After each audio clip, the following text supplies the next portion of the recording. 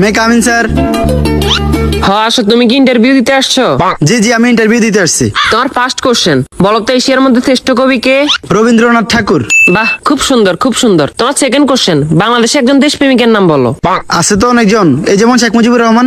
বাহ, genius genius. তোমার third number question, বলো তো বাংলাদেশ কবে স্বাধীন হয়েছে?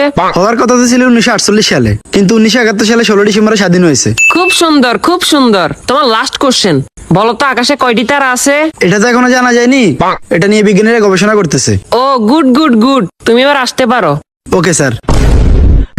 কি ও ভাই, ইন্টারভিউ দিয়ে আসছেন? হ্যাঁ ভাই, ইন্টারভিউ দিয়ে আসছি। কি কি কোশ্চেন আইলো? কোশ্চেন তো মনে নাই, কিন্তু উত্তর মনে আছে। আচ্ছা, উত্তরই কোন? রবীন্দ্রনাথ ঠাকুর, শেখ মুজিবুর রহমান। মাত্র এই দুইটে? না, আরো দুইটা আছে। আচ্ছা কোন? 1948 সালে হওয়ার কথা ছিল, কিন্তু 1971 সালে 16 ডিসেম্বর হয়েছে। এখনো জানা যায়নি, এটা নিয়ে বিজ্ঞানীরা গবেষণা করতেছে। থ্যাংক ইউ ভাই, thank you. May I coming sir? আসো। তোমার নাম কি? রবীন্দ্রনাথ ঠাকুর। তো তোমার বাপের নাম কি? শেখ মুজিবুর রহমান। তোমার জন্ম কবে হয়েছে? হওয়ার কথা তো ছিল 1948 সালে, কিন্তু 1971 সালে 16 ডিসেম্বর হয়েছে। এই বেটা, তুই পাগল হয়েছিস নি? এটা এখনো জানা যায় না, এটা নিয়ে বিজ্ঞানীরা গবেষণা করতেছে। Oh, no, no, no, no.